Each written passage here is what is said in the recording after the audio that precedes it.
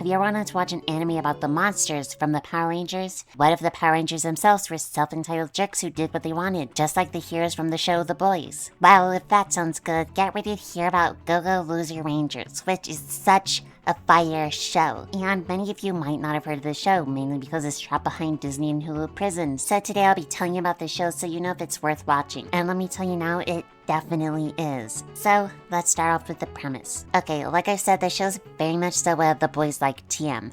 Now, if you don't know The Boys, basically the superheroes are the ones who are actually the jerks and basically the bad guys, while the main characters are seen as the bad guys by the public, but are actually closer to being the good guys. And the show's basically just that, but with the Power Rangers. The Dragon Keepers, as they're called in this anime, are set out to be the bad guys, while the Dusters, which are the foot soldiers of the villain of the week, are the main characters. Well, the main character is mainly just Fire D, which, yes, is his name. And I love how he's given the most background character name because he is just a random fighter despite being the main character. But back to The Boys like TM, it's a bit more complicated than that. In my opinion, neither side is really good. And not that both sides really suck and we really shouldn't be rooting for either, but both of them are morally ambiguous. If you start with the fighters, they are straight up monsters. They came from Earth to take it over and make it theirs, but they got stopped by the Rangers. And throughout the show, Dee is constantly spouting on like, I'm a monster and you shouldn't trust me because I'm evil and want to kill people. So, well, he's evil and wants to kill people. And maybe he's just saying that because of how he's treated as a monster and acting how everyone sees him because he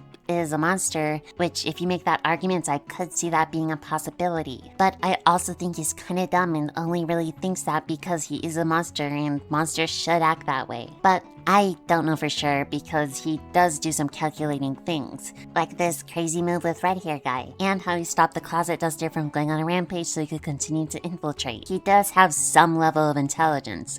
Some level. And he's really smart when it comes to battle. He lacks any common sense in preparing for battles or like literally anything else, but when he's in a fight, he knows how to play the field and get everything he wants to happen. But again, he's a foot soldier, just a nameless fighter.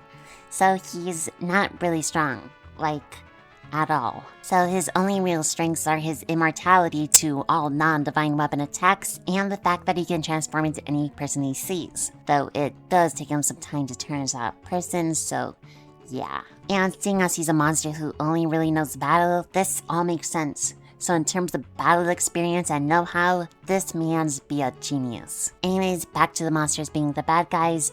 Other monsters are straight up detestable, like this one who acted like a god then killed a room full of people. Or again, the Closet Duster XX who wanted to go all out and try to kill everyone despite being in the Dragon Keeper's base. He definitely isn't the sharpest spoon in the shed. So yeah, the monsters are evil, but our main fighter D isn't expressly evil himself, so it's a bit ambiguous there. And for the Dragon Keepers, well, we already know they're the worst, enslaving the Dusters to have weekly fights and get some good cash money, and in doing so, deceiving the populace as a whole, having a terrible structure to how everything is set up in their company. For a lack of better words, their company. How Red Keeper just straight up kills a man, saying if you want my spot, you have to be strong enough, and then kills him because he wasn't strong enough. And let me just say that he wasn't powered up by the suits. He was just using a regular cosplay costume, and he still, well, just dusted this man into oblivion, which is just insane. Which leads me to all the Keepers are insane. The only two I've seen insanity from are Red and Pink Keeper. Red for the aforementioned reason, and Pink for being a total overbearing brocon, so yeah. But at the same time, they are protecting the citizens. Every time a real monster problem comes up, they do stop the monsters and actually do their job. They killed all the Dusters' bosses day one in order to protect the citizens of Earth, so they are protecting everyone. So are they actually bad? And that's where the moral ambiguity comes to play. I don't know who's actually in the right. Both sides are bad, but are either of them that bad? And I just wanted to remind you, everything I spent the last minute or two on was only the premise. I haven't even talked about the plot itself, which is fire in its own right. So our main man Fighter D wants to destroy the Dragon Keepers. He's a monster and wants to take over the world, so he's got to destroy the people protecting it. So he pretends to be a surface dweller in order to infiltrate the Dragon Keepers' hideout and then eventually kill them all. He starts by trying to be his own person to join the Keepers, but after that proves to be difficult, he just takes the fastest route of impersonating someone who's already in the Keeper squad and tries his best to rise up the ranks to get the chance to steal their super weapons, which are the only things that can kill the Dusters. But of course, impersonating someone isn't easy. You gotta pretty much know everything about them and how they act towards other people. So his first few tries of impersonating peeps, including the Red Ranger himself, obviously didn't really work out because he had zero clue on how to act and he wasn't really smart enough to think ahead. But luckily, red-haired guy Hibiki here offers up his persona because he wants to get rid of the Dragon Keepers. So Fighter D gets to impersonate him and gets all the info on how to act straight from the source. Fighter D also has another friend, Suzukuri, who also has a grudge against the Keepers. She is actually the only smart one on this side, and the only one who actually has a real plan on how to take down the Dragon Keepers. So yeah, he pretends to be this dude and see how the Dragon Keepers really are through watching their inner workings of their company firsthand, while slowly trying to destroy them from the inside out.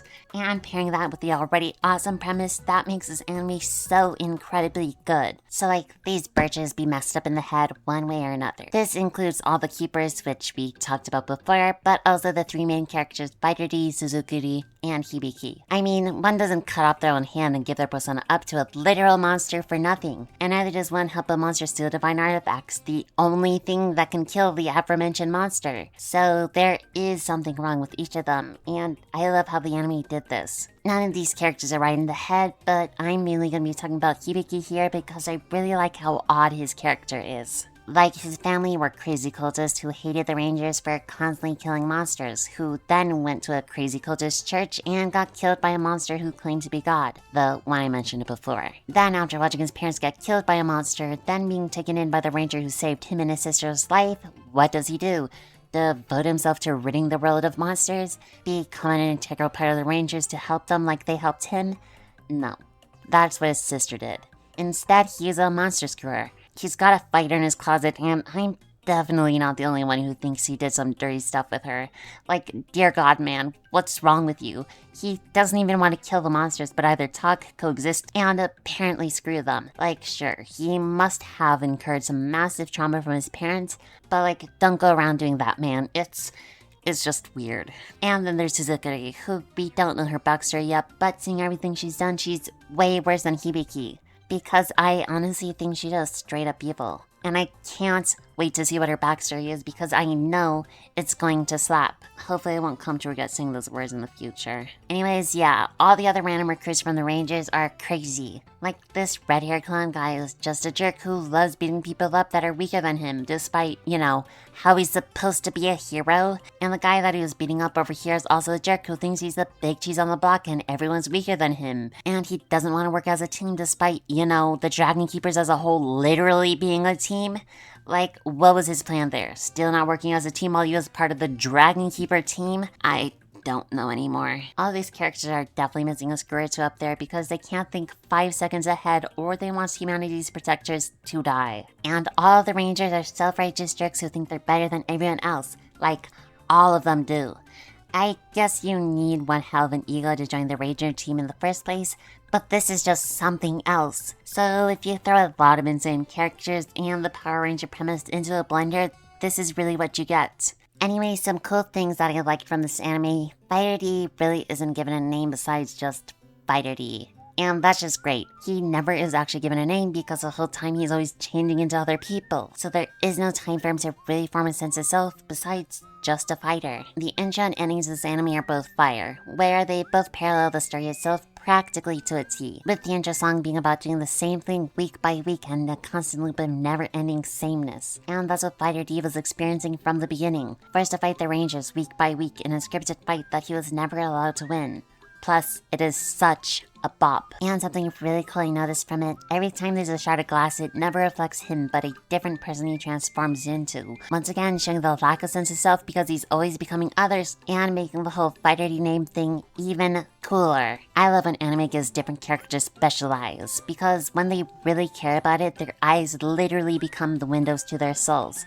Like Hibiki with green emerald eyes, always seeing the best in people and monsters alike, trying to make the world a better place. Or Suzukuri having the deepest, darkest eyes, showing that she's soulless. There's no remorse in there, just emptiness. And Fighter D is pretty similar to Suzukuri, but his are like that because he's a monster. But having specialized eyes is always a good symbol of an anime. Or at least a good manga, which the anime adapts from. So yeah, I really liked watching this anime. It's easily one of my faves this season, and I just needed to talk about it because not many people probably watched it due to Disney and Hulu being horrible. But I hopefully did my part in talking about it today. So yeah, that's about it. Hope you enjoyed this video. If you did, you can subscribe if you want. But anyways, I'm Ayanoi, and bye-bye.